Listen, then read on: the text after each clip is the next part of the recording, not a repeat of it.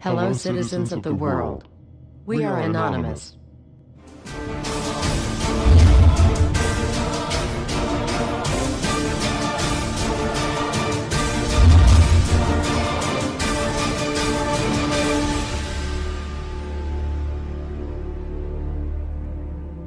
Dear brothers and sisters, now is the time to open your eyes. In a stunning move that has civil libertarians stuttering with disbelief, the U.S. Senate has just passed a bill that effectively ends the Bill of Rights in America. The National Defense Authorization Act is being called the most traitorous act ever witnessed in the Senate, and the language of the bill is cleverly designed to make you think it doesn't apply to Americans. But toward the end of the bill, it essentially says it can apply to Americans if we want it to. Bill summary and status. 112th Congress, 2011 to 2012, S. 1867. Latest title, National Defense Authorization Act 4.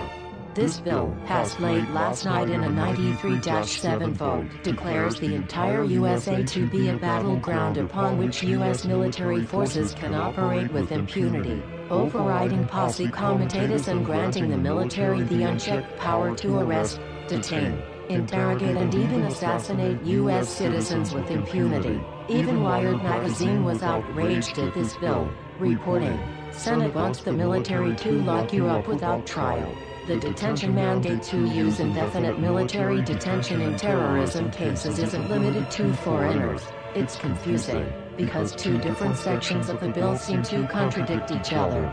But in the judgment of the University of Texas Robert Chesney, a nonpartisan authority on military detention, U.S. citizens are included in the grant of detention authority. The passage of this law is nothing less than an outright declaration of war against the American people by the military-connected power elite.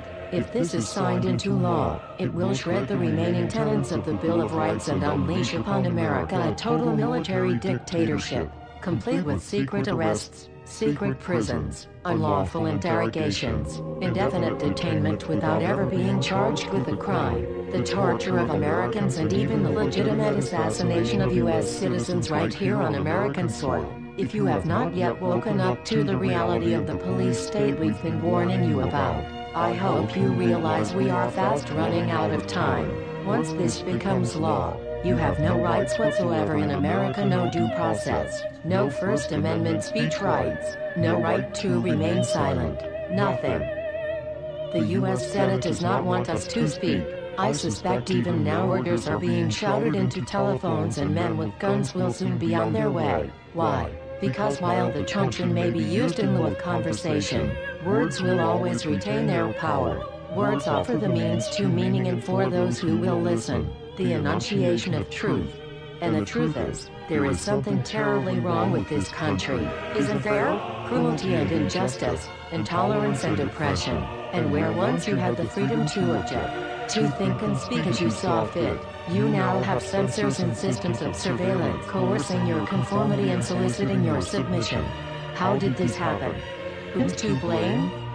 Well, certainly there are those who are more responsible than others, and they will be held accountable. But again, truth be told, if you're looking for the guilty, you need only look into a mirror.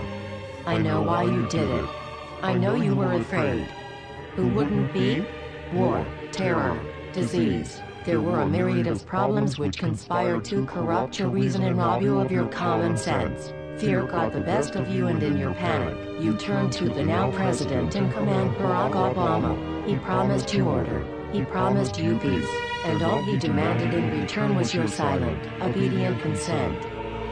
More than 400 years ago, a great citizen wished to embed the 5th of November forever in our memory. His hope was to remind the world that fairness, justice, and freedom are more than words, they are perspectives.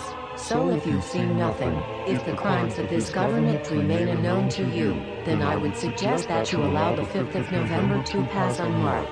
But if you see what I see, if you feel as I feel, and if you would seek as I seek, then I ask you to stand beside one another, 1 year from November 5th, 2011, outside the gates of every courthouse of every city demanding our rights.